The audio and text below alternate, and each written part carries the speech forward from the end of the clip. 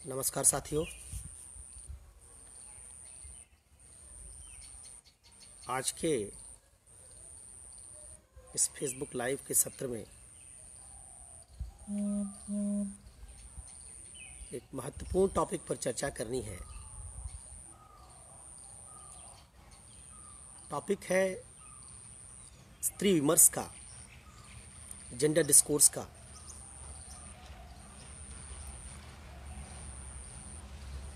और जो चर्चा करनी है वो इस बात पर करनी है,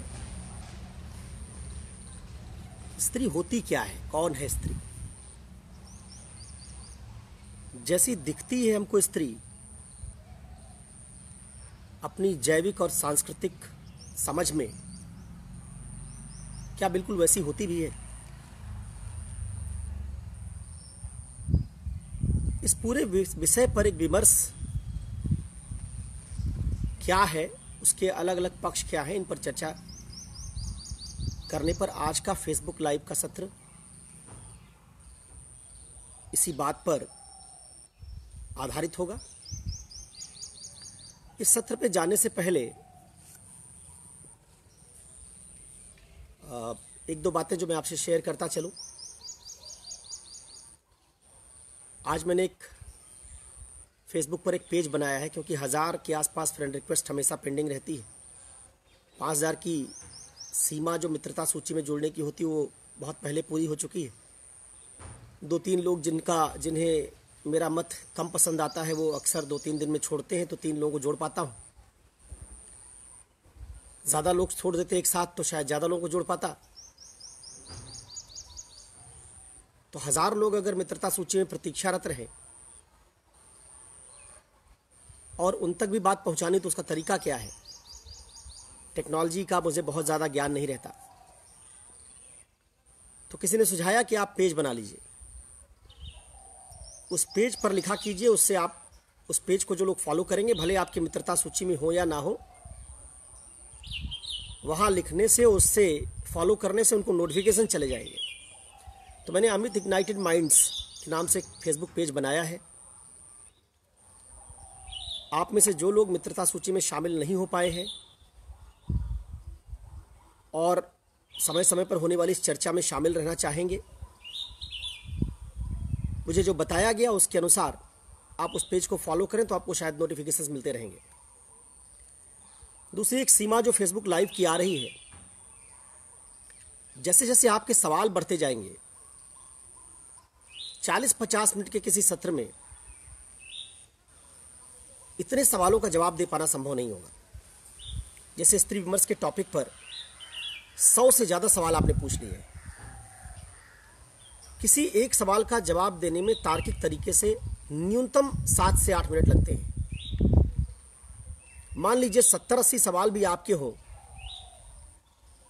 तो उनको बताने में 6-7 घंटे का समय चाहिए। कई सवाल बड़े अच्छे हैं, मैं इन पर चर्चा भी करना चाहता हूं, लेकिन फेसबुक लाइव पर इतना समय नहीं मिलेगा। इसीलिए आज एक अमित इग्नाइटेड माइंड्स के नाम से एक फेसबुक चैनल भी क्रिएट किया है। अगर लॉकडाउन लंबा चलता है तो उस चैनल पर मैं समय समय पर, जब भी मैं खाली होऊंगा, जो सवाल मुझे अच्छे लगेंगे, जो आपने पूछ रखा है दर्शन पर, नीति शास्त्र पर, किसी समसामयिक मुद्दे पर, मैं छोटे छोटे वीडियो क्लिप बना के उस पर यूट्यूब चैनल पे डालता रहूँगा। फेसबुक लाइव पर आना एक औपचारिक तरीका होता है। आप रात में 1 बजे नहीं आ सकते, लेकिन यूट्यूब चैनल के लिए कोई रिकॉर्डिंग करने के लिए मैं रात में 1 बजे बैठकर भी रिकॉर्डिंग कर सकता हूँ। इसलिए एक अमित इग्नाइटेड माइंड्स के नाम से एक चैनल भी आज बनाया है। ये 2 सूचनाएं थी। इसके बाद अब आते हैं आज की बात पर। आज जो हमारे विमर्श का मुद्दा है वो ये है कि स्त्रियां पैदा होती या बनाई जाती हैं, और फिर ढेर सारे सवाल जो इनसे निकलेंगे उनका जवाब। देखिए, इस पूरी चर्चा को मैं 2-3 भागों में बांटूंगा। पहला भाग वो होगा जिसमें हम समझने की कोशिश करेंगे स्त्री कहते किसको है। दूसरे भाग में हम समझेंगे कि स्त्री बनती कैसे है। जो लोग कहते हैं पैदा हुई वो कौन से लोग हैं, जो कहते हैं स्त्री बनाई गई वो कौन से लोग हैं। तीसरे भाग में हम देखेंगे कि इसमें से कौन सा मत ज्यादा सही लगता है। कोई एक मत पूरी तरह सही हो इसकी गारंटी नहीं है, लेकिन कौन सा मत ज्यादा तार्किक लगता है, ज्यादा स्वीकार्य है, उस मत के बारे में मैं चर्चा करूंगा और फिर तब आपके सवालों पर जाऊंगा जो सवाल आपने मुझसे पूछ रखे हैं। ज्यादा बेहतर होता कि हम सीधे सवाल पर जाकर उन पर चर्चा करना शुरू कर देते, लेकिन उसके लिए जिस बैकग्राउंड के नॉलेज की जरूरत है शायद वो बहुत सारे लोगों के पास ना हो। फेसबुक लाइव में जुड़े हुए बहुत सारे लोगों के पास पूर्व ज्ञान होगा, कुछ लोग मुझसे ही पढ़े होंगे। जेंडर की कक्षाएं मैं लगभग 7 दिन में खत्म करता हूं। मुझे जेंडर पढ़ाने में, जो टॉपिक मैंने लिया है इसको पढ़ाने में करीब 14 घंटे लगते हैं। तो जो लोग मुझसे क्लास में पढ़े होंगे इस टॉपिक को, उनको कई तर्क मेरे पहले से पता होंगे, लेकिन जो लोग नए हैं उन तक भी वो तर्क पहुंचे, इसलिए पहले शुरुआत में इस विषय से आपको परिचित करवाना होगा, फिर आपके सवालों तक मैं आने की कोशिश करूंगा। आइए पहली बात से शुरू करते हैं कि पूरी डिबेट क्या है। देखिए, 2 शब्द हैं। एक शब्द है सेक्स और दूसरा शब्द है जेंडर।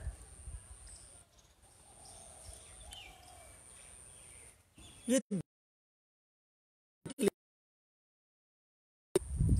सेक्स शब्द का प्रयोग हम नर और मादा इन 2 पहचानों को जानने के लिए करते हैं। जो प्रजनन कर पाता है उसको मादा कहते हैं, जो प्रजनन नहीं कर सकता उसको नर कहते हैं, और इस विभाजन को करने वाला जो टर्म है उसको सेक्स के नाम से जानते हैं।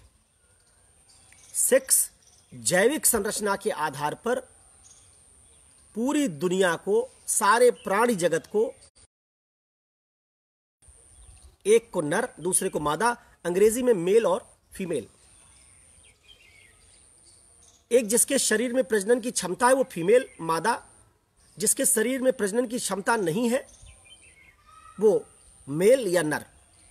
नर और मादा का यह विभाजन केवल मानवों में नहीं बल्कि पशुओं पक्षियों सभी जगह पाया जाता है।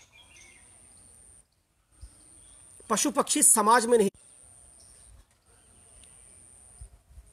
पशु पक्षी संस्कृति में नहीं रहते, समाज में नहीं रहते, नैतिक नियम नहीं होते वहां। इस तरह पशुओं पक्षियों के संदर्भ में केवल प्राकृतिक दुनिया उनकी एकमात्र दुनिया है। मानवों के संदर्भ में मानवों के पास प्राकृतिक दुनिया भी है जिसमें वो पैदा हुए, लेकिन एक कृत्रिम दुनिया भी है जो उन्होंने बनाई।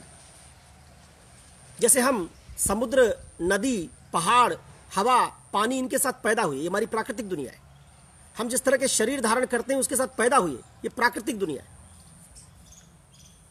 लेकिन राज्य, समाज, धर्म, जाति, ये सब हमने बनाया है, ये हमारी कृत्रिम दुनिया है। तो जो ये सेक्स शब्द है ये कृत्रिम दुनिया का शब्द नहीं है, ये प्राकृतिक दुनिया का शब्द है। जब हम सेक्स बोलते हैं तो उसका मतलब होता है प्रकृति ने जैसा प्राणी जगत में प्राकृतिक तरीके से 2 वर्गों में विभाजन कर रखा है, एक वर्ग नर का, दूसरा मादा का। दूसरा टर्म है जिसको हम कहते हैं जेंडर। जेंडर की हिंदी लिंग है। लिंग शब्द का प्रयोग, जेंडर शब्द का प्रयोग हम पशु जगत में नहीं करते। जेंडर का प्रयोग हम केवल मानवों के लिए करते हैं। और जब जेंडर के तौर पर हम इस पहचान से 2 वर्गों में लोगों को बांटते हैं, तब जिन शब्दों का हम प्रयोग करते हैं वो नर मादा नहीं। जेंडर के तौर पर जब हम विभाजन करते हैं तब जो 2 शब्द प्रयोग किए जाते हैं उनका नाम है स्त्री और पुरुष। तो सेक्स के तौर पर विभाजन नर और मादा, मेल फीमेल, और जेंडर के तौर पर विभाजन मैन और वुमेन, पुरुष और स्त्री। अब यहां सवाल यह बनता है कि सेक्स तो चलिए जनाब प्राकृतिक है, क्या ये जेंडर भी, स्त्री और पुरुष भी प्राकृतिक है? जैसे हम नर मादा के बारे में कहते हैं, प्रजनन करने वाला शरीर और प्रजनन ना करने वाला शरीर, ये दोनों प्रकृति ने बनाए हैं, ये प्राकृतिक निर्माण है, क्या वैसे ही स्त्री और पुरुष भी प्रकृति ने बनाए हैं? अगर ये बात साबित हो जाए कि स्त्री पुरुष भी प्रकृति ने बनाए हैं, तब हम कहेंगे कि जैसे नर मादा पैदा होते हैं वैसे स्त्री पुरुष भी पैदा होते हैं। तब क्या सिद्ध होगा? तब सिद्ध होगा कि सेक्स प्राकृतिक है, जन्मजात है, जन्म से ही हमारे शरीर अलग हैं, ठीक वैसे स्त्री पुरुष भी जन्मजात हैं। स्त्रियां जन्म से पैदा होती, पुरुष जन्म से पैदा होते हैं।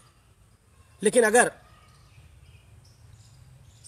दूसरा मत निकले कि नर और मादा तो पैदा होते हैं, प्रजनन करने वाला शरीर और प्रजनन ना कर पाने वाला शरीर दोनों पैदा होते हैं, लेकिन स्त्री और पुरुष जिनको हम कहते हैं जो जेंडर है, ये पैदा नहीं होता, ये बनाया गया है।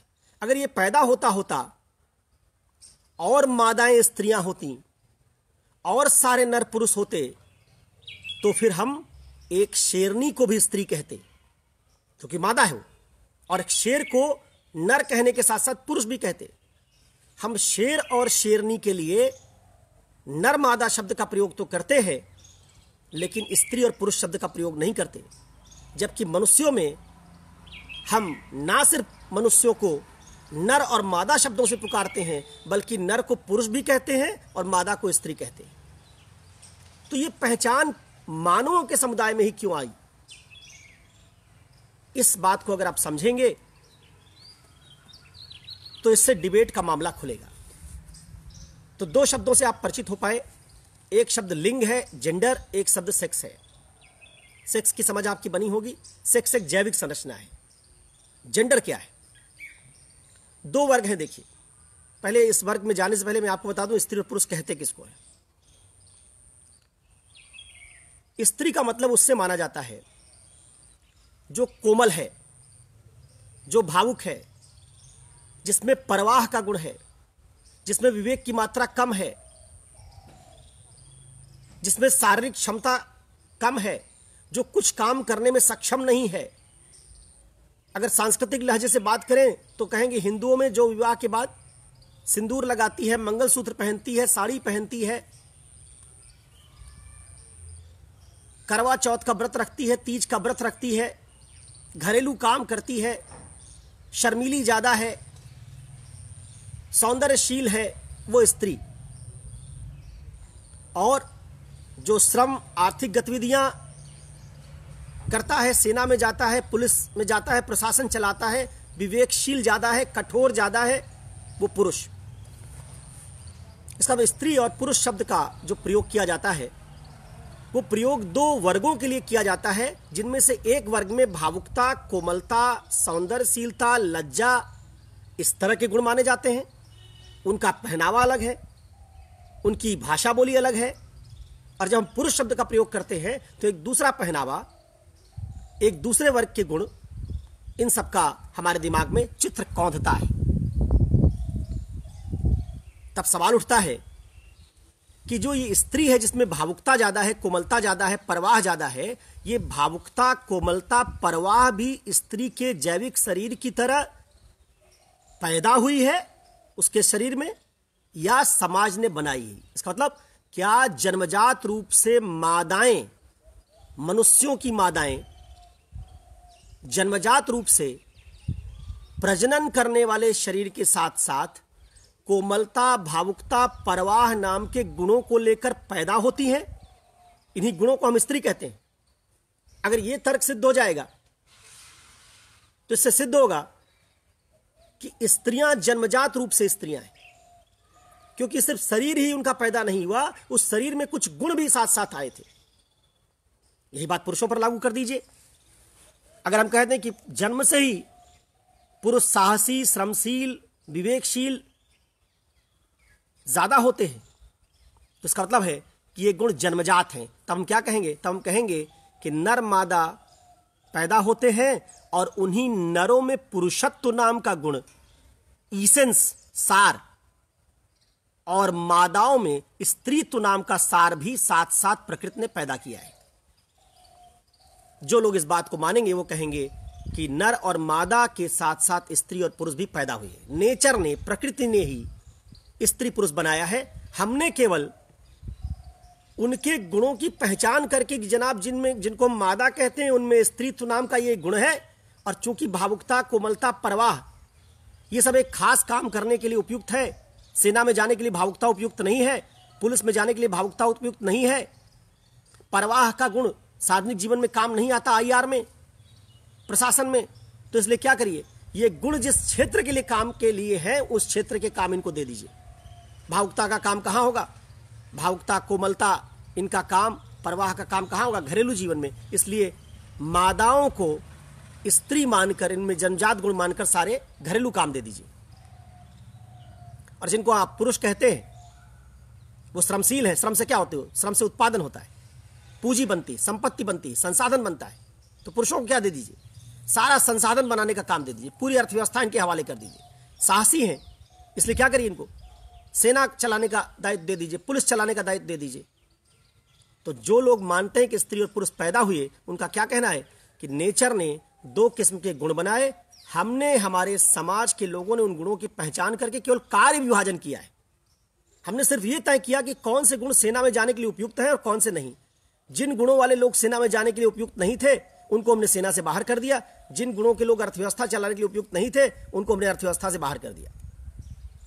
इसलिए जो आज का समाज है, जिस समाज में पुरुष का अर्थव्यवस्था पर, राजनीति पर, प्रशासन पर, सेना पर, इन सब चीजों पर कब्जा है, पुरुष का महत्व ज्यादा है, वो व्यवस्था इस आधार पर बनाई गई कि स्त्रियां इन सब क्षेत्रों को, जिनको आज पुरुष चला रहे हैं, उन क्षेत्रों में काम करने के लिए अपने जन्मजात गुणों के कारण अयोग्य थी। ये बात जो लोग कहते हैं उन्हीं को हम आज पितृसत्ता के समर्थक कहते हैं। पितृसत्ता वह विचारधारा है जो मानती है कि जन्मजात रूप से नर और मादा के साथ साथ स्त्री और पुरुष भी जन्मजात तत्व वाले दो वर्ग हैं, जिनके गुण अलग अलग होने के कारण इनके कार्य, इनके अधिकार सब अलग अलग दिए गए, और इस आधार पर सारे विवेक वाले काम करने का दायित्व पुरुष पर आया। चूंकि पुरुष विवेकशील था, विवेक से ही सारे निर्णय लिए जाते हैं, विवेक से ही सारे नियम बनाए जाते हैं। इसलिए जहां जहां निर्णय बनाने और नियम बनाने की जरूरत पड़ी उन सब जगहों पर हमने पुरुष को महत्व ज्यादा दे दिया। अब चूंकि निर्णय बनाने वाला, नियम बनाने वाला, निर्णय लेने वाला, नियम बनाने वाला आदमी कौन होता है? स्वामी। और जो नियम नहीं बनाएगा, निर्णय नहीं लेगा, वो कौन होगा? जो दूसरे के नियम से शासित होगा, कौन होगा? दास। तो क्या हो गया? विवेक के कारण पुरुषों के पास नियम बनाने का अधिकार आ गया। धर्म का नियम पुरुष बनाएंगे, राजनीति का नियम पुरुष बनाएंगे, अर्थव्यवस्था पुरुष चलाएंगे, सेना पुरुष चला रहे हैं, प्रशासन पुरुष चला रहे हैं। पुरुष बन गया स्वामी, स्त्रियां बन गई दास। पुरुष आ गया श्रेणी क्रम में ऊपर, स्त्रियां आ गई नीचे। किसकी सत्ता बनी? पुरुष ऊपर है, पुरुष की सत्ता है। इसी पुरुष की सत्ता को हम कहते हैं पितृ सत्ता। तो पितृ सत्ता किस अवधारणा पर बेस्ड है?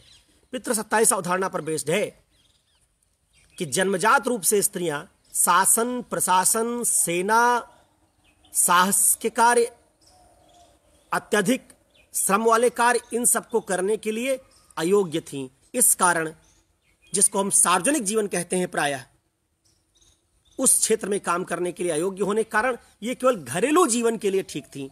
इस कारण भावना वाला जो हमारा घरेलू जीवन था, परवाह वाला, जहां परवरिश करनी है बच्चे की, लज्जा वाला, उस घरेलू जीवन में ही स्त्रियों को हमने सीमित कर दिया।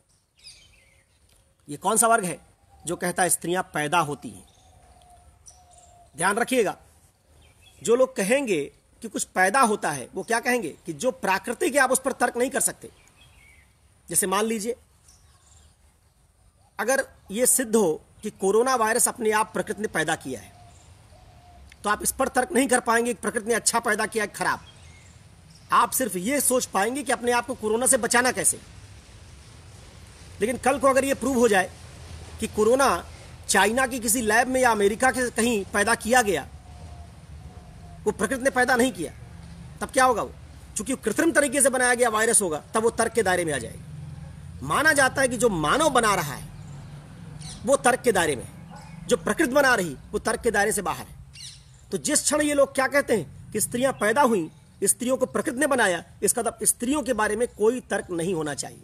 जैसा उनको बनाया प्रकृति ने, वैसा हमने उनको काम दे दिया, अब इस पर तर्क वितर्क मत कीजिए।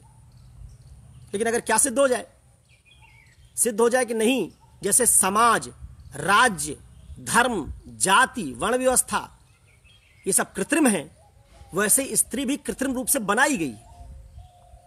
तो जैसे ही कृत्रिम साबित होगी, पैदा नहीं हुई बनाई गई, जैसे ही साबित होगा कि बनाई गई, वैसे तर्क के दायरे में आ जाएगा।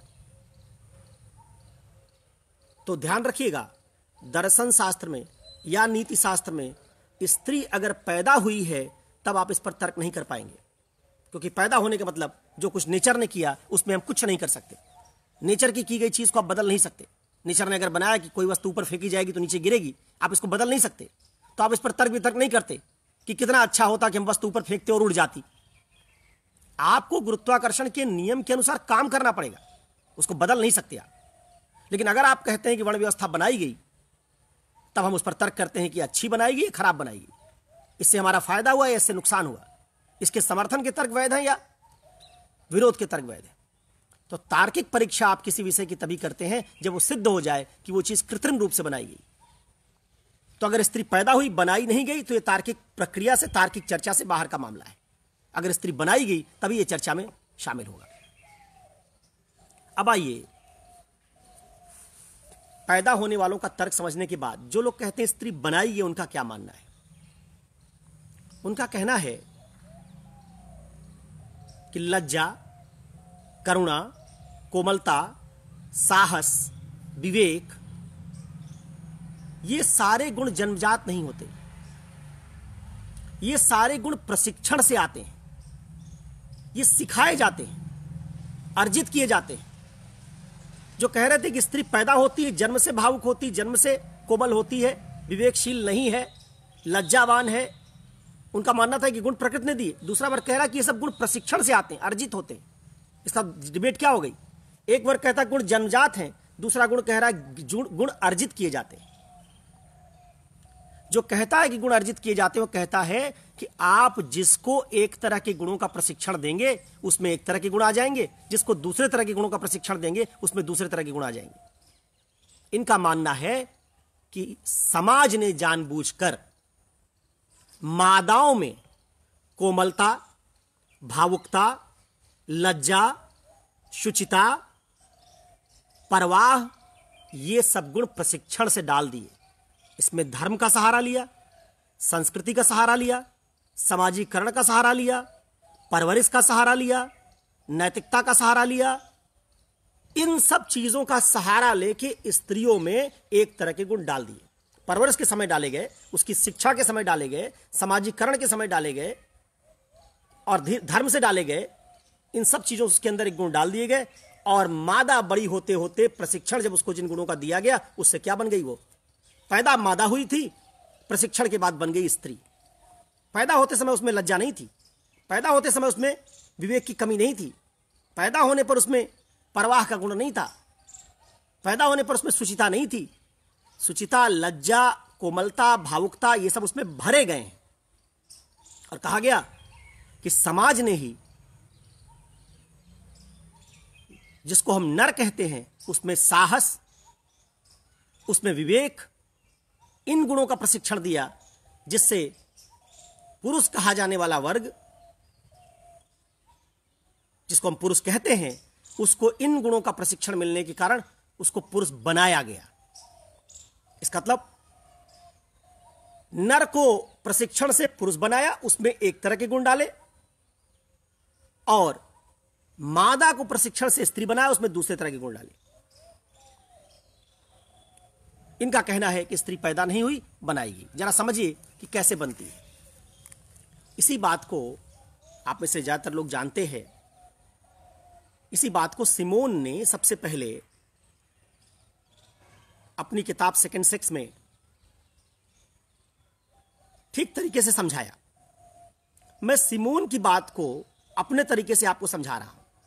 देखिए कैसे दूसरे वर्ग का जो तर्क, जो कहते हैं स्त्रियां बनाई जाती हैं, वो कैसे कह रहे हैं कि स्त्री बनती कैसे। इसमें कुछ उदाहरण सिमोन के हैं, उनको मैंने भारतीय संदर्भ के हिसाब से बदल दिया है। 2 बच्चे पैदा हुए, दोनों 1-1 महीने के हैं। दोनों में खाने पीने का पहनने ओढ़ने का कोई अंतर नहीं है। दोनों को 0 साइज ड्रेस पहनाया जा रहा है, दोनों को लैक्टेटिंग मदर अपना दूध पिला रही है, दोनों 2 महीने की उम्र में एक झुनझुने से खेल रहे हैं, दोनों पालने में रखे जाते हैं। ऐसा नहीं है कि जो मादा है वो ज्यादा लज्जाशील है, उसका खान पान, उसका भाषा बोली अलग है, और जिसको आप नर कहते हैं उसका अलग है। दोनों बिल्कुल एक जैसे। लेकिन देखिए कैसे इनको, नर और मादा को कैसे स्त्री पुरुष बनाया जाता है। दोनों की उम्र बढ़ाइए, 3 साल कर दीजिए, 2.5-3 साल कर दीजिए, क्या होगा? 2.5 साल वाली मादा के लिए नए कपड़े आए, उसके कपड़े जो नर है उसके कपड़ों से अलग कर दिए। इन्होंने कपड़े अलग किए अपने से चुन के, या समाज ने किए? समाज ने किए। समाज ने क्या किया? मादा को पहनाना शुरू किया फ्रॉक, स्कर्ट,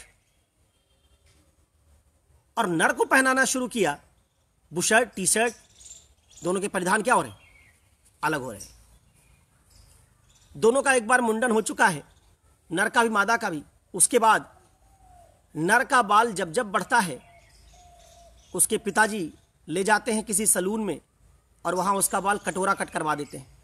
बहुत रोता है कि मेरा बाल लंबा होने दो। शुरुआत में आपने देखा होगा छोटे बच्चे बाल कटवाने में रुचि नहीं लेते, नाई को बड़ा पकड़ना पड़ता है, लेकिन आप उनके बाल बार बार कटवा देते हैं। मान लीजिए एक छोटी बच्ची, उसने देखा कि मेरा भाई इसका बाल कट जाता है बार बार, उसको लगा कि तो बड़ा अच्छा दिखता है, उसने भी कहा 4 साल की, मेरे बाल भी कटवाओ। माता पिता क्या समझाएंगे? तुम्हारे बाल ऐसे ही रहेंगे। एक के बाल कटवाए, दूसरे के बाल वैसे छोड़ दिए। बड़े होकर एक को लंबे बाल रखने की आदत पड़ जाएगी, दूसरे को छोटे बाल रखने की आदत पड़ जाएगी। तो दोनों में जो दिखने वाला अंतर होगा, एक के बाल छोटे हैं, दूसरे के बाल लंबे हैं, इसका चयन इन्होंने नहीं किया, इसका चयन समाज ने किया। जरा सोचिए कि मेरे बाल अगर लंबे हो जाए, कंधे तक आ जाए, मुझे रोज शैम्पू लगाना पड़े, गर्मी में बाल मेंटेन करने पड़े, मुझे बड़ी गर्मी लगेगी, बड़ी उलझन होगी। तो क्या स्त्रियों को नहीं होती होगी? होती होगी। छोटे बाल रखना बड़ा आसान है, इनको मेंटेन करना बड़ा आसान है। फिर स्त्रियां लंबे बाल क्यों रखती? क्योंकि उनको समाज ने 4 बरस की उम्र से आदत डाल दी। क्या कर रहे हैं? अंतर कर रहे हैं, किसका बाल लंबा होगा, किसका छोटा। फिर आइए जरा खिलौने पे आइए। बर्थडे आया, दोनों 4-4 साल के हो गए, दोनों के बर्थडे पर गिफ्ट देना है। मान लीजिए आप गिफ्ट देने के लिए जा रहे हैं, दुकानदार के पास गए और आपने कहा कि 2 बच्चे, उनके लिए गिफ्ट खरीदना है। दुकानदार क्या पूछेगा आपसे? लड़का है कि लड़की? आप कहेंगे लड़का है, क्या दिखाएगा? बंदूक, कार। लड़की क्या दिखाएगा? Kitchen set, Barbie doll. क्या कर रहा है? दुकानदार अंतर कर रहा है कि इनको खेलने के लिए कौन सा खिलौना देना है। बार्बी डॉल कैसी होगी? बाल करीने से बंधे होंगे, आईब्रोज पर मस्कारा लगा है, सुंदर दिख रही है। लड़की के लिए हम उस बार्बी डॉल का प्रतिमान कर रहे हैं, तुमको ऐसा दिखना है। और लड़के को बंदूक दे दी, दिन भर ठाई ठाई करता घूम रहा है। अब बताइए, गुड़िया से खेलने वाले में साहस का गुण विकसित होगा या कोमलता का? अब बंदूक जिसको आपने 4 साल की उम्र में थमा दी, वो 4 साल की उम्र में जो बंदूक थमाई, उसके बाद उसी को विश्वविद्यालय तक लेके घूम रहा है। उस बंदूक से क्या है? फैसिनेशन है उसका। उसी बंदूक को सेना में लेके जाना चाहता है, चलाना चाहता है, पुलिस में लेके जाना चाहता है, चलाना चाहता है, यूनिवर्सिटी पे चलाना चाहता है दूसरे गैंग के लोगों पर। तब से बंदूक जो मिली छूटी ही नहीं। तो आपने जो ये साहस का गुण है बंदूक वाला, खिलौने के माध्यम से एक पुरुष बच्चे के अवचेतन में डाल दिया। और जो स्त्री है उसको कौन सा खिलौना दिया है? Kitchen set. क्या कर रही है? दिन भर खाना बना के बांट रही है छोटे छोटे बर्तनों में, अभी से अपने आगामी जीवन की तैयारी कर रही है। थोड़ा और बड़े हुए, सिखाना शुरू किया, लड़का वैसे ही पैर फैला के बैठा रहता है। 12 साल की हो गई लड़की, समझाना शुरू किया कैसे मत बैठा करो, ठीक नहीं है। लड़की को अलग किस्म की नैतिकता, लड़के को अलग किस्म की नैतिकता। अब लड़की में लज्जा डाल रहे हैं कि तुमको अपने पैरों पर बैठने के तरीके का भी ध्यान रखना है। लड़की में अतिरिक्त शर्म पैदा हो रही। शर्म सिखाया गया गुण है, आपने देखा होगा। 3 साल का बच्चा जिसको शर्म पता नहीं है, बिना निकर के घूम रहा है अपने घर में, जब उसके माता पिता बार बार चिल्ला कहते हैं शेम शेम शेम शेम, अजीब तरह का मुंह बनाते हैं, तो धीरे धीरे बच्चे को लगता है कि शेम तो कुछ गड़बड़ चीज़ है, और अपनी निकर पहन लेता है। जब निकर पहन लेता है तो आप कहते हैं गुड बॉय गुड गर्ल, और धीरे धीरे वो सीखता है कि मुझे नग्नता बुरी चीज़ है, मुझे नग्न नहीं रहना है। शर्मिंदगी सिखाई जाती, जो बच्ची मादा पैदा हुई उसको शर्मिंदगी ज़्यादा सिखाई जाएगी, उठने बैठने हर जगह उसको शर्मिंदगी सिखाई जाएगी, नर को कम सिखाई जाएगी। इसलिए बड़े होते होते स्त्रियों में लज्जा बढ़ जाएगी, पुरुष में लज्जा घट जाएगी। और बड़ी हो गई, 16-18 साल की हो गई है, छत पे जाती है, बहुत मिलनसार है, सबको देख के मुस्कुराती रहती है। सिखाया कि ऐसे सबको देख के मत मुस्कुराया करो, सबको देख के मुस्कुराओगी तो तुम्हारे चरित्र पर लोग सवाल उठाएंगे। अब उसको पता चला कि मुस्कुराहट भी चरित्र के साथ जुड़ा मामला है। अब वो क्या करती, निगाह नीची करके जाती है, पुरुषों को देखकर मुस्कुराएगी नहीं। आपने सिखाया कि मुस्कुराना गड़बड़ है। दूसरी तरफ लड़का है, किसी को देख के नहीं मुस्कुराता। क्या सिखाया, कह रहे किसी से मिला करो तो मुस्कुरा कर मिला करो। इसका मतलब आप पुरुष को मुस्कुराना सिखा रहे हैं और स्त्री का मुस्कुराना रोक रहे हैं। स्त्री के लिए फिल्म भी बनी है, आपने देखा है, हंसी तो फंसी। पुरुषों के बीच कॉमन चीज है ये कि लड़की अगर हंस दे तो इसका मतलब फंस गई। तो एक वर्ग पर आपने हंसने का इतना अतिरिक्त दबाव डाला है। 10-11 साल की हुई या उससे पहले, एक दिन पकड़ के ले गए, 7 साल 8 साल में ही कई बार तो, और उसके कान में 2 छेद करवाया, खूब रोई। नाक में एक छेद करवा दिया। पुरुष कहेगा हमारे भी करवाओ, कान में नाक में छेद, कहेंगे तुम्हारे लिए नहीं। लड़की को क्या सिखा रहे हैं कि तुम्हारे शरीर का जो तुम दिखोगी कैसी, बाल कितने लंबे रखोगी, कान कैसे होंगे, नाक कैसे, इस पर भी तुम्हारा नियंत्रण नहीं। समाज तय करेगा कि तुम क्या करोगी। वो कान में बाली लटका के, नाक में कील पहन के घूम रही, लड़का इससे मुक्त है।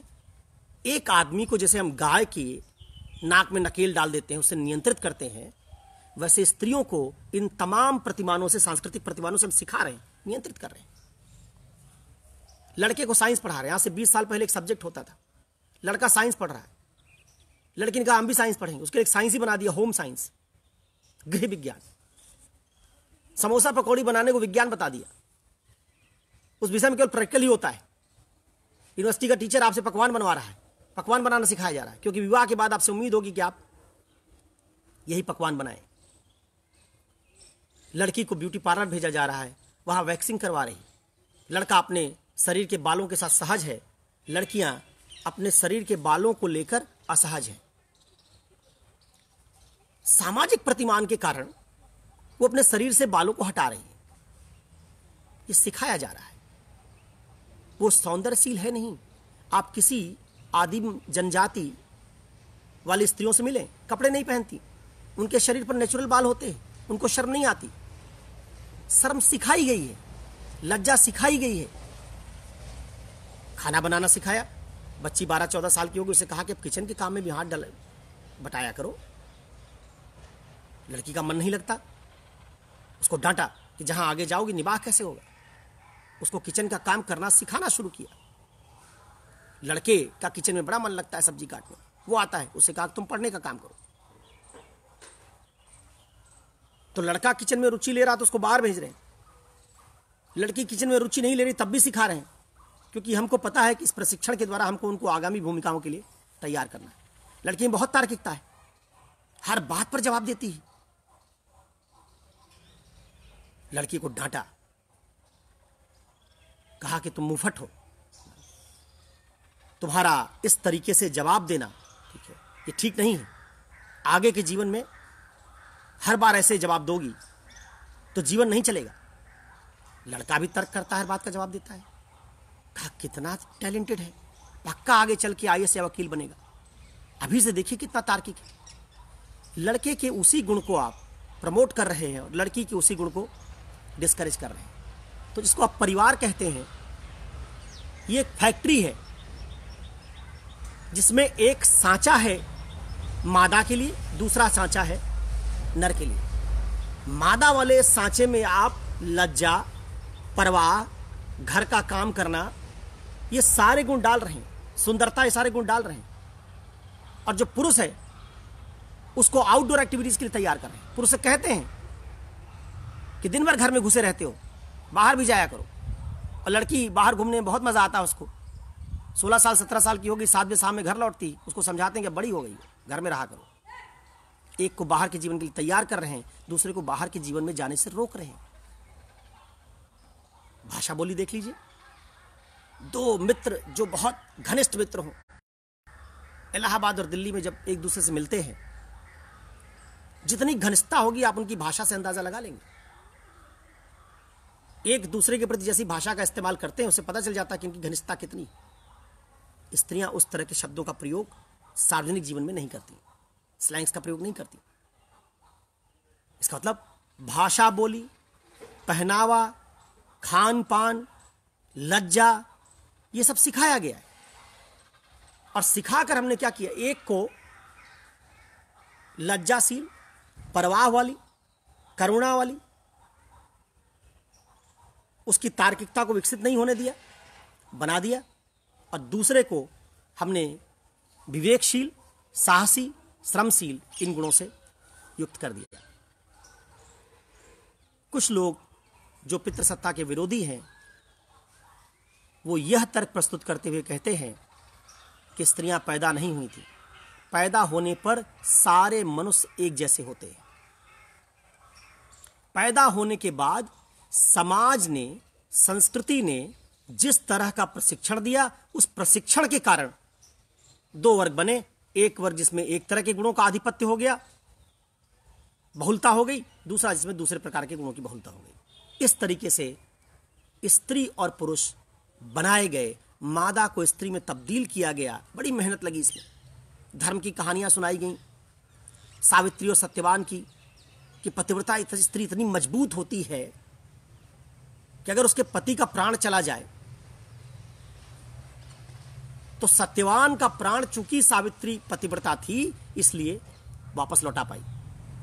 इस कहानी को सुनने पर सांस्कृतिक रूप से स्त्रियों में यह भाव पैदा किया जाता है कि यौन सुचिता तुम्हारे लिए सबसे अनिवार्य गुण है। यौन सुचिता खत्म हुई तो तुम्हारा सब कुछ खत्म हो गया। यौन सुचिता अगर बनी रही तो इतनी महत्वपूर्ण बात है कि यमराज तक तुम्हारा प्राण लौटा देगा। कहा गया कि सीता को देखो, आग में कूद के जली ही नहीं, क्योंकि पतिव्रता थी। इसका मतलब यौन सुचिता की नैतिकता को स्त्री के ऊपर लाद दिया गया। धर्म की इतनी कहानियों से, नैतिक कहानियों से उसके बोझ तले स्त्री दब गई और उस छवि में, सीता और सावित्री की छवि में कैद हो गई। पुरुष के लिए हमारे पास ऐसी बहुत कारगर छवियां नहीं है। तो दो जो ये वर्ग हैं, ये बनाए गए हैं, ऐसा कुछ दार्शनिकों ने कहना शुरू किया। और उसके बाद से ये मत पॉपुलर हो गया कि जिसको हम स्त्री कहते हैं वो पैदा नहीं हुई है, वो बनाई गई। अब सवाल उठता है कि गुण जन्मजात होते हैं। स्त्रियों में जन्मजात रूप से कोमलता, भावुकता थी, मादाओं में प्रकृति ने दी है, या समाज ने ये गुण उनमें भरे हैं? इनमें से कौन सी बात सही है? देखिए, ये बड़ी लंबी डिबेट है, लेकिन फिर भी मैं आपको इसका क्रक्स बताता हूं।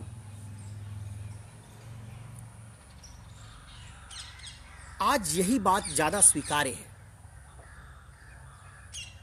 कि गुण जन्मजात नहीं होते, गुण अर्जित होते हैं, और सारे गुण प्रशिक्षण से उत्पन्न किए जाते हैं। मैं इसके समर्थन में तर्क दे रहा हूं। देखिए, अगर गुण जन्मजात होते, अर्जित ना किए जाते, तो आज दुनिया भर में जितने प्रशिक्षण संस्थान आप चला रहे हैं, इंजीनियरिंग का प्रशिक्षण देते हैं, सेना में भर्ती करने के बाद प्रशिक्षण देते हैं, आईपीएस का प्रशिक्षण देते हैं, और प्रशिक्षण देने के बाद क्या पाते हैं आप? कि उस आदमी में तमाम तरह की स्किल्स और तमाम तरह की क्षमताओं को आप विकसित कर पाए। अगर ये बात सही है तो जरा सोचिए कि क्या आप एक आदमी को सिर्फ इसलिए कोई छत्री है और आप मान लें कि उसमें जन्मजात रूप से साहस ज्यादा है, इसलिए आईपीएस बना देंगे और उसको सीमा पर भेज देंगे? नहीं जनाब, आप ऐसा नहीं करते। आप एक परीक्षा लेते हैं, उस परीक्षा में जो लोग पास होते हैं उनको आईपीएस की ट्रेनिंग देते हैं, उनको अलग अलग कंडीशंस में रखते हैं। कई बार प्यासा रखते हैं, कई बार 18 मील दौड़ाते हैं, कई बार बोरी पीठ पर लाद कर दौड़ाएंगे, अलग अलग कंडीशंस में रखेंगे और उनमें साहस और टफनेस का गुण क्रिएट करते हैं। तो जो लोग कहते हैं कि गुण जन्मजात हैं, अगर ये बात सही होती तो फिर तो इस तरह के प्रशिक्षण की कोई जरूरत ही नहीं। इसका मतलब है कि आज हम लगभग सारे जितने संस्थान चला रहे हैं उनमें यही मानते हैं कि अगर हम आपको आईपीएस की ट्रेनिंग देंगे, प्रशिक्षण देंगे, तो आप में कुछ गुण आ जाएंगे। आपको मेडिसिन की ट्रेनिंग देंगे तो आप कुछ दिन बाद डॉक्टर बन जाएंगे। आपको इंजीनियरिंग की ट्रेनिंग देंगे, आप इंजीनियर बन जाएंगे। इसका मतलब कि प्रशिक्षण से हम आप में स्किल्स और गुण डाल सकते हैं। तो इससे सिद्ध होता है कि गुण प्रशिक्षण से डाले जाते हैं। दूसरा तर्क समझिए, अगर मादाओं में जन्मजात रूप से कोमलता और भावुकता का गुण होता तो फिर तो सारी मादाएं कोमल भावुक होनी चाहिए थी।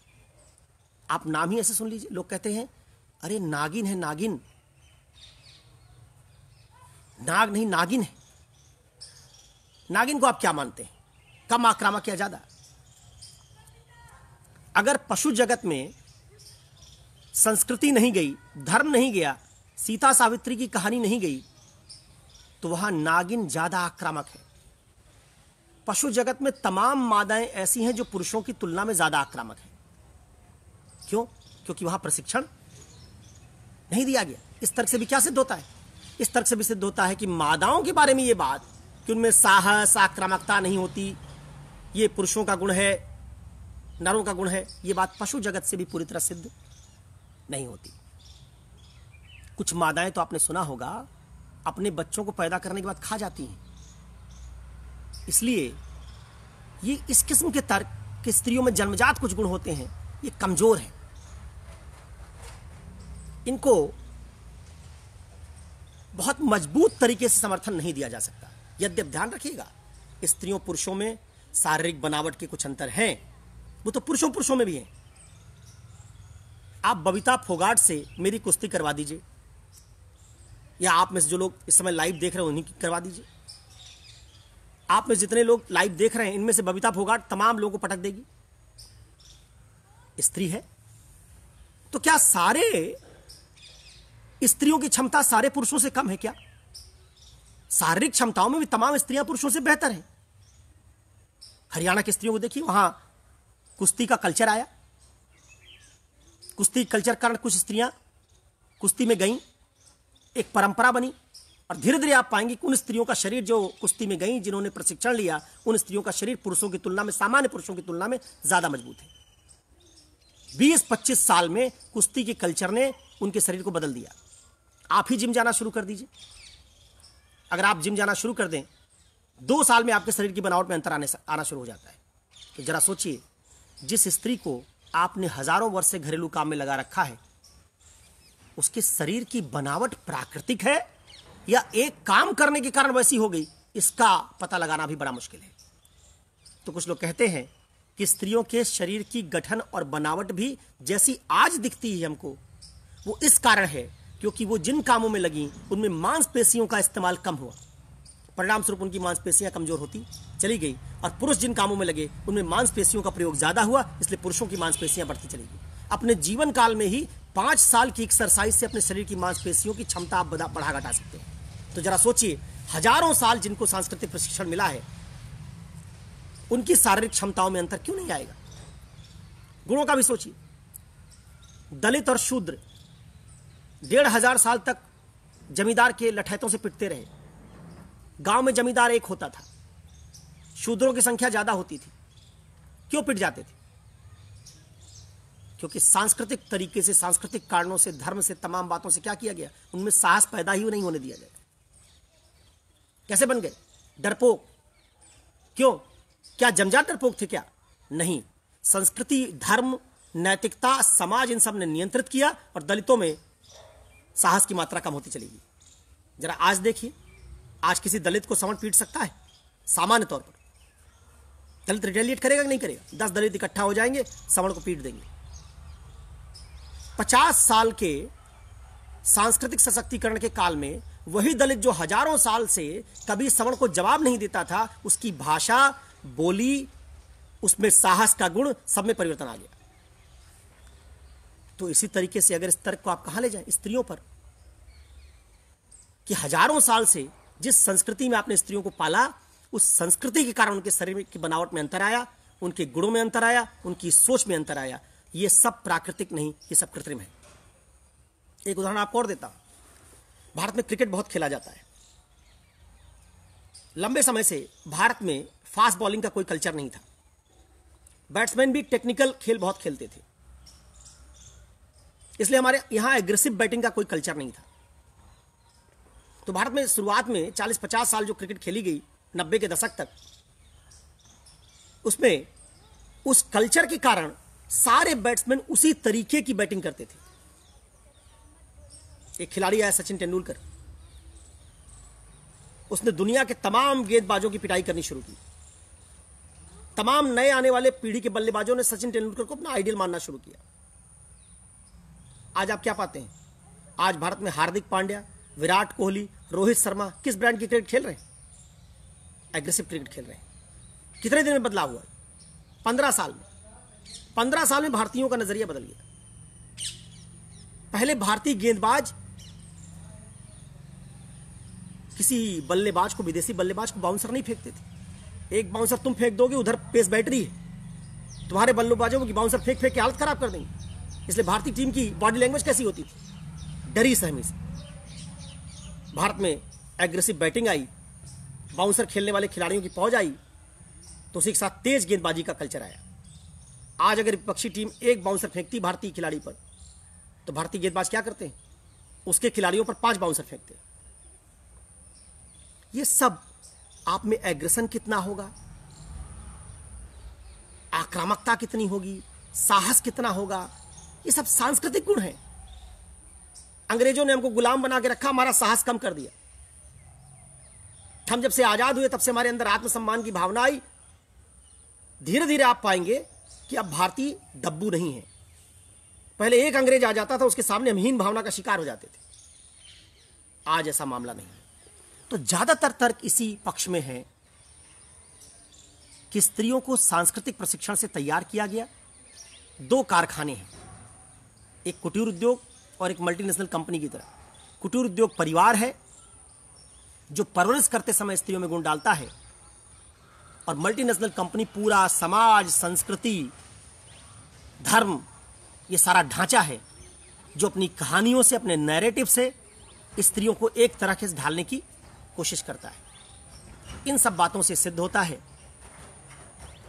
कि स्त्री और पुरुष में जो अंतर है, उनका ज्यादा बड़ा भाग जैविक नहीं बल्कि ज्यादा बड़ा भाग सांस्कृतिक है। स्त्रियां जन्म से कम विवेकशील नहीं होती। जब से आपने स्त्रियों को सार्वजनिक जीवन में निकलने का मौका दिया है, सिविल सेवा का परिणाम देखिए। पिछले 20 साल में 7-8 साल स्त्रियां फर्स्ट रैंकर हैं। सीबीएसई बोर्ड में तो लगभग हर वर्ष हर बोर्ड में स्त्री टॉप कर रही है। और आज से कुछ समय पहले तक हम मानते थे कि स्त्रियां विवेकशील नहीं है। इसका मतलब है कि जैसे जैसे हमारे पास एविडेंस बढ़ रहा है, वैसे वैसे हम पा रहे हैं कि इनमें से कोई बात सही नहीं है। ना स्त्रियां लज्जाशील हैं, ना स्त्रियां भावुक हैं, ना कोमल हैं। ये जैसी आपको भावुक कोमल दिखती है, वो सब इनमें डाले गए गुण हैं। स्त्रियों को प्रायः पुरुषों को तैयार किया जाता था रोजी रोटी के लिए, सार्वजनिक जीवन के लिए। स्त्रियों को तैयार किया जाता था विवाह के लिए। तो स्त्री की परवरिश ऐसी की जाती थी जिससे वो आदर्श पत्नी बन सके।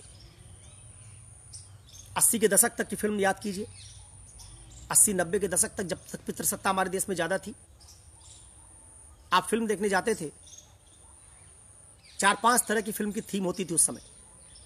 एक जमींदार डाकू वाली फिल्म जिसमें जमींदार का सताया आदमी कोई डाकू बन गया। एक बेईमान मिल मालिक और ईमानदार मजदूर की कहानी वाली फिल्म। ऐसे ही एक स्त्री की फिल्म होती थी जिसकी सास उसका शोषण कर रही है, पति शराबी, वो भी उसको पीट रहा है। नंद भी उसके पीछे लगी हुई है,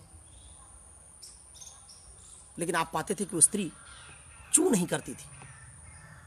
पूरी फिल्म में दिखाया जाता था सब कुछ सहन कर रही। उस फिल्म को देखते देखते देखने वाले दर्शकों की आंख गीली हो जाती थी, इतना कष्ट सह रही। लेकिन फिल्म देखने वाले हर बूढ़ी स्त्री के मन में धारणा आती थी कि ऐसी ही बहू हमको मिलनी चाहिए। जितने पुरुष होते थे उनके मन में ख्याल आता था कि ऐसी पत्नी मुझे मिले। ये स्त्री का आदर्श था। आज भी आप देखिए वैवाहिक विज्ञापन छपता है, क्या लिखते हैं आप? जिनको वधू चाहिए क्या लिखते हैं? सुंदर, गोरी, सुशील, घरेलू लड़की चाहिए। जैसे आप बाजार में फ्रिज खरीदने जाते हैं, टीवी खरीदने जाते हैं, तो आप डिमांड करते हैं कि QHD टीवी होना चाहिए, उसका कलर ये होना चाहिए, OLED डिस्प्ले होना चाहिए, सारा कुछ आप देखते हैं। और सेल्समैन आपको दिखाता है कि सर ये वाला टीवी देखिए, इसमें फला फला फंक्शन है, ये स्मार्ट टीवी है, एलेक्सा से जुड़ जाएगा, फला हो जाएगा। और तमाम टीवी देख के आप पसंद करते हैं कौन सा टीवी बेहतर है। जैसी आपकी डिमांड है कि ऐसा टीवी चाहिए, वैसा मार्केट क्या करता है? सप्लाई करता है। वैसे ही पुरुषों की क्या डिमांड है? उनको गोरी लड़कियां चाहिए, सुंदर लड़कियां चाहिए, घरेलू लड़कियां चाहिए, सुशील लड़कियां चाहिए। क्या करते हैं? इसी गोरी, सुंदर, घरेलू, सुशील लड़की की तलाश में लड़की देखने जाते हैं। कितने लोग जाते हैं? एक जीप पर, एक कार में 5 लोग ठोस के चले गए, लड़की देखने गए। लड़की 4 दिन से तैयार हो रही, ब्यूटी पार्लर जाके दबाव में है कि लड़का हाँ करेगा कि नहीं करेगा।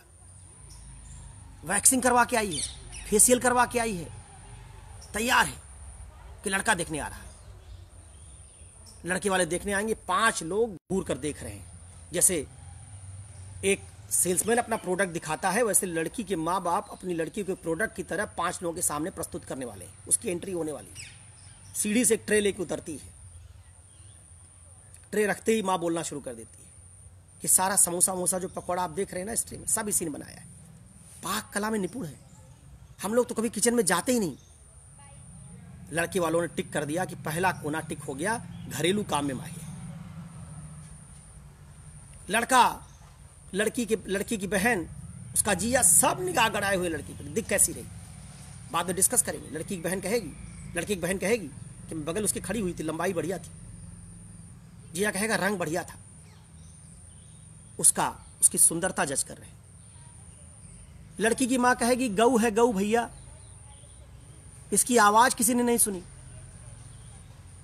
कभी किसी बात का जवाब ही नहीं देता। एक खाना और टिक हो गया, सुशील है। जितने खाने टिक होते जा रहे, दिखती अच्छी है, सुंदर, घरेलू काम में माहिर है, घरेलू, बोलती नहीं, जवाब नहीं देती, सुशील। और जैसे जैसे एक एक खाने टिक होते जा रहे हैं, वैसे वैसे उस लड़की के सिलेक्ट होने की संभावना बढ़ती जा रही। और सब खाने अगर टिक हो गए तो लड़के वाले कह देंगे कि अब दहेज वहेज की बात कर लीजिए, बाकी हमको लड़की पसंद है। आप उसी जगह एक सांवली लड़की खड़ी कर दीजिए, सांवली लड़की को ले आई, पहला खाना क्रॉस हो गया, उस लड़की के चुने जाने की संभावना घट गई। घरेलू काम ना कर पाती हो, उसके चुने जाने की संभावना घट गई। तो लड़की जिनको वधू चाहिए, क्या मांग कर रहे हैं? वो कैसी वधू की मांग कर रहे हैं? कैसी स्त्री की मांग कर रहे हैं? जिन चीजों की वो मांग कर रहे हैं, समाज वैसी स्त्री बनाने पर आमादा है। इसलिए एक परिवार में जब स्त्री की परवरिश की जाती है तो उसको विवाह की संस्था के लिए पाला जाता है, जिससे आगे चलकर वो योग्य पत्नी बन पाए। जो भी लोग आए उसको देखने के लिए सब पसंद कर ले। एक पिता की 2 लड़कियां हो, एक गोरी एक सांवली हो, पिता अक्सर कहेगा कि गोरी वाली की चिंता नहीं है, सांवली वाले को लेकर थोड़ा दिक्कत है, दहेज ज्यादा देना पड़ेगा, इसी के विवाह को लेकर मैं सोचता रहता हूं। जरा सोचिए, मैं पढ़ाता हूं, लोग मुझसे एथिक्स या फिलॉसफी मेरे लुक्स के आधार पर पढ़ने नहीं आते, मेरी क्षमता के आधार पर आते हैं। लेकिन स्त्री की समझ किससे बन रही? स्त्री की समझ बन रही उसके शरीर से, दिखती कैसे। अब जरा सोचिए कि मैं जितना पुराना टीचर होता जाऊंगा, स्त्री को आपने किस कारण चुना? सुशील होने के कारण, घरेलू होने के कारण, प्रजनन करने के कारण, सुंदर होने के कारण। 5 कारण हैं जिसके कारण आपने स्त्री को चुना। इसी के कारण आप स्त्री की डिमांड करते हैं। समाज इन्हीं बातों के लिए स्त्री को तैयार करता है। इसलिए प्राय आप पाएंगे कि जो स्त्रियां प्रजनन नहीं कर पाती थी, समाज में उनका सम्मान घट जाता था, कहते थे बांझ है। तो स्त्री का सम्मान उसकी सुंदरता, उसके प्रजनन करने की क्षमता, उसके घरेलू कार्य में निपुणता, उसके आकर्षक दिखने के कारण, उसके सुशील होने के कारण बनता है। और इनमें से किसी गुण का रोल अर्थव्यवस्था चलाने में, सेना चलाने में, पुलिस चलाने में नहीं है। इस कारण जब हम लड़की की परवरिश करते हैं तो उन्हीं गुणों को भरते हैं जिस गुण की समाज में मांग है। इस कारण से जो स्त्रियां आपको दिखाई देती हैं वो स्त्रियां बनाई गई स्त्रियां हैं, ये सब तैयार की गई। आप देखेंगे जैसे जैसे प्रतिशतता थोड़ी कमजोर पड़ रही है, वैसे वैसे स्त्रियों का दुपट्टा गायब हो रहा है, लज्जा कम हुई है। आज वो अलग अलग उन तरीकों के परिधान पहन पा रही हैं जो परिधान पहले पहनना टैबू माना जाता था। हम लोग जिस समय पढ़ते थे यूनिवर्सिटी में, शुरुआत में जब गए तो एक लड़की जीन्स नहीं पहन सकती थी। खबर आती थी कि फला कॉलेज में जीन्स पहनकर गई लड़की को प्रिंसिपल ने कॉलेज से बाहर किया। आज पितृसत्ता कमजोर हुई, स्त्रियां जीन्स पहन पा रही। तो ये पहनावा क्या नैतिक है, स्त्रियां कितनी लज्जा रखती हैं, ये सब समाज और संस्कृति के द्वारा तय किए गए पैमाने हैं।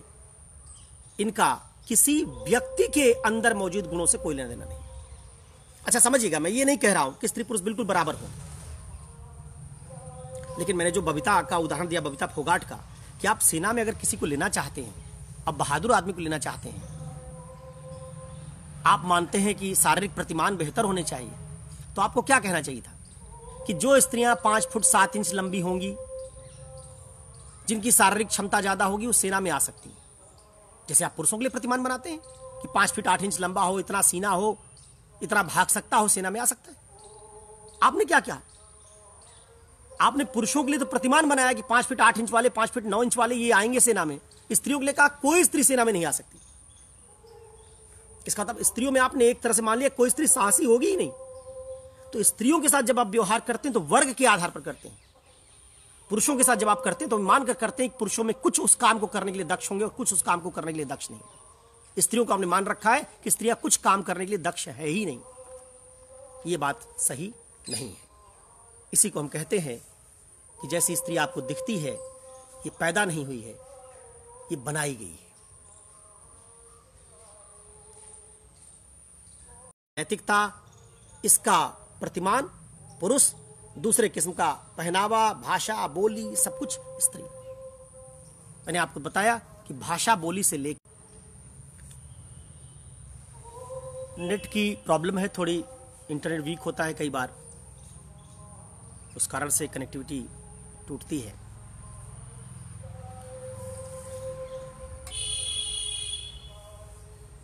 तो जो हमने अब तक की चर्चा की, उस चर्चा में अगर एक दो बातें मैं और जोड़ दूं कि देखिए,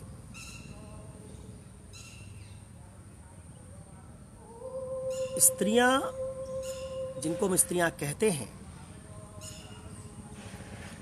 वो पुरुष जैसी होती हैं कि नहीं होती, उनमें पुरुष जैसे गुण, विवेकशीलता, साहस, शौर्य होता है या नहीं होता, इसका पता करने का सबसे सही तरीका ये होगा कि आज से हम पुरुष और स्त्री की परवरिश एक समान करना शुरू कर दें।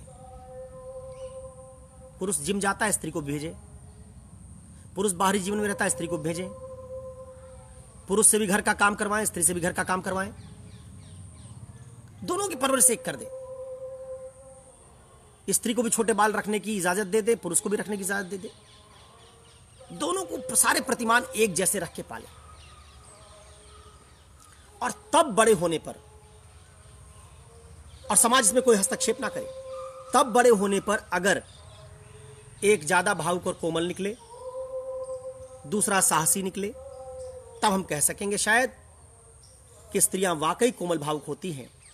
अन्यथा हमको यह मानना पड़ेगा कि यह सारा कुछ सांस्कृतिक प्रशिक्षण और परवरिश से पैदा किया गया मामला है।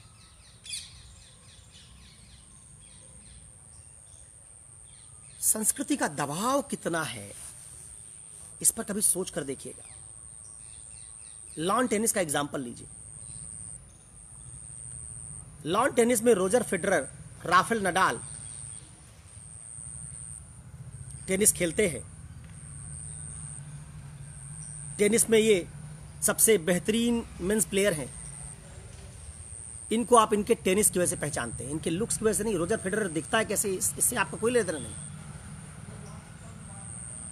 कभी आप टेनिस में ये शब्द नहीं यूज करते पाएंगे कि ग्लैम बॉयज हैं, ग्लैमरस बॉयज हैं। टेनिस में ऐसा नहीं होगा। लेकिन स्त्री टेनिस खेलने वाली खिलाड़ियों के बारे में देखिए, उनके लिए प्रतिमान अलग होंगे। पुरुष टेनिस खेलने वाला अपने खेल की वजह से पहचाना जाता है, तो टेनिस में शारापोवा, रसियन, तमाम खिलाड़ी, कुछ स्विस खिलाड़ी, इनके लुक्स की वजह से लोग इनको देखने जाते हैं। सबातिनी एक प्लेयर थे अर्जेंटीना की, टेनिस में कभी वर्ल्ड रैंकिंग में ऊपर नहीं गई, लेकिन जब जब मैच खेलती थी स्टेडियम भर जाता था। उसका खेल देखने के लिए लोग नहीं आते थे, उसको देखने के लिए आते थे। स्त्रियां जो टेनिस खेल रही हैं, जिनकी पहचान टेनिस की बदौलत है, वो भी वैक्सिंग करवा के आती है। स्कर्ट पहनती, वैक्सिंग करवा के आती।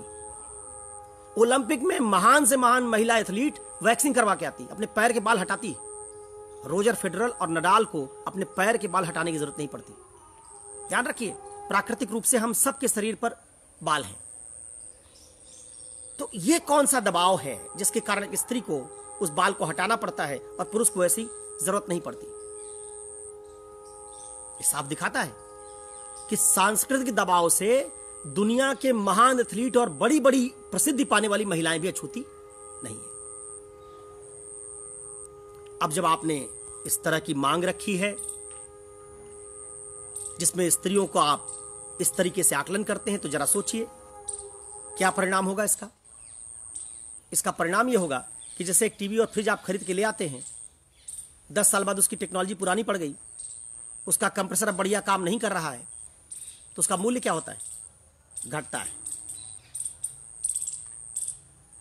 आप नया टीवी तलाशते, ठीक यही बात स्त्री के साथ होती है। स्त्री से आपने विवाह क्यों किया था? स्त्री से आपने विवाह किया था क्योंकि गोरी थी, सुंदर थी। अब बताइए, विवाह के बाद उसकी सुंदरता और गोरापन बढ़ेगा घटेगा? उसकी सुंदरता घटेगी, तो स्त्री का मूल्य घटेगा। विवाह के 5-8 साल बाद जब स्त्रियों का सौंदर्य ढलना शुरू होता है, तो पुरुष और स्त्री के संबंध उतने मधुर नहीं रह जाते जितने मधुर विवाह के समय थे। पुरुष विवाहेतर संबंध की तरफ जाता है, क्योंकि अब वो स्त्री जिन 4-5 गुणों के कारण उसका चयन किया था, उसमें से 1-2 गुण प्रजनन कर दिया, प्रजनन का काम पूरा, उत्तराधिकारी वारिस मिल गया, सुंदर रही नहीं, तो 4-5 कारणों से मैंने आपको सेलेक्ट किया था, उसमें से 2 कारण खत्म हो गए, तो आपका मूल्य क्या हो गया? घट गया। मैं पुरुष हूं, मैं एथिक्स पढ़ाता हूं, मेरी उम्र जैसे जैसे बढ़ेगी और मेरी एथिक्स पढ़ाने की क्षमता निखरेगी, वैसे वैसे बाजार में मेरी मांग बढ़ेगी। एक स्त्री जैसे जैसे उसकी उम्र बढ़ेगी, वैसे वैसे उसका लुक्स खत्म होगा, उसकी मांग खत्म होती जाएगी। जैसे वस्तुओं की मांग उनकी उपयोगिता पर टिकी होती है, वैसे स्त्रियों की मांग हमने उपयोगिता पर आधारित कर दी है। इसी कारण जब उसकी उपयोगिता रह नहीं गई, जैसे वस्तु को आप क्या करते हैं, कबाड़ में फेंक देते हैं, वैसे पुरुष के लिए वो स्त्री वांछनीय नहीं रह गई, तो घरेलू हिंसा शुरू कर देता है। भारत में बहुत कम स्त्रियां होंगी जो किसी न किसी प्रकार की मानसिक और शारीरिक हिंसा का शिकार विवाह के बाद ना हुई हो। शारीरिक का नहीं हुई होंगी तो मानसिक का जरूर हुई होंगी। ताना मारना, उनके मोटापे को लेकर उन पर व्यंग करना, चिढ़ाना,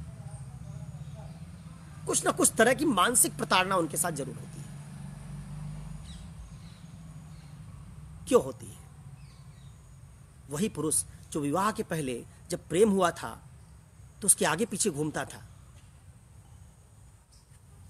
टैडी डे और रोज डे से चॉकलेट डे तक सब याद रहता था उसको। वैलेंटाइन डे तक पहुंचते पहुंचते प्रेम एकदम परवान चढ़ जाता था। विवाह के बाद आप पाएंगे कि धीरे धीरे उसकी निगाह में उस स्त्री का मूल्य कम होता जा रहा है। तो तो क्या होगा? इसलिए पाएंगे आप कई बार कि स्त्रियां सौंदर्य प्रसाधनों का प्रयोग उम्र बढ़ने पर ज्यादा करने लगती है, क्योंकि एक पुरुष उनके जीवन में है, वो उनको अब महत्व दे नहीं रहा, ध्यान दे नहीं रहा, तो उनमें सुंदर बनने की चाहत होती, कम से कम इसी बहाने ध्यान दे। मैं कैसे दिखता हूं इसकी मैं चिंता नहीं करता, लेकिन स्त्रियों पर इसका दबाव ज्यादा होता है। तो इस सारे सामाजिक दबाव से, सांस्कृतिक दबाव से कुछ गुण स्त्रियों में परवरिश के समय डाले गए और कुछ गुण उनको मजबूरी में चुनने पड़े। इन कारणों से धीरे धीरे स्त्री बनती चली जाती है। रही सही कसर धर्म और सांस्कृतिक नैतिकता पूरी कर देती है, जिसमें तमाम कहानियां गढ़ी गई हैं। उन कहानियों को फैला दिया गया और उन कहानियों को सुना सुना के हमने धीरे धीरे स्त्रियों का मनोविज्ञान ऐसे निर्मित कर दिया कि आपका यही दायित्व या यही कार्य है।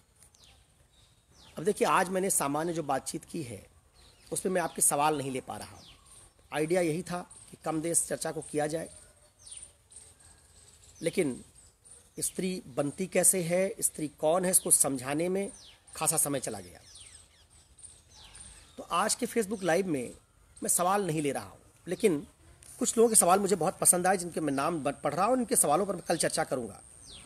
सचिन कुमार भारती है, मंजुला बौद्ध है, रजत श्रीवास्तव है, अरुण सिंह है, राजा कुमार दास हैं, उमेश कुमार हैं, रिद्धि पांडे हैं, प्रमोद यादव हैं, गजेंद्र गिरी, उत्तम प्रकाश, आशा अवनीश पांडे, सोनाली त्रिपाठी, शांतनु आचार्य, विकास श्रीवास्तव, राघवेंद्र सिंह, सुनील सुतीक्ष्ण, नीतीश, अनुराग, योगेश, भानु श्रीवास्तव, अवनीश यादव, विकास, ब्रजेश कुमार। बड़े अलग अलग किस्म के रोचक सवाल हैं। जैसे अवनीश ने पूछा कि स्त्रियों पर भूत प्रेत क्यों ज्यादा आता है, इसका जवाब दूंगा।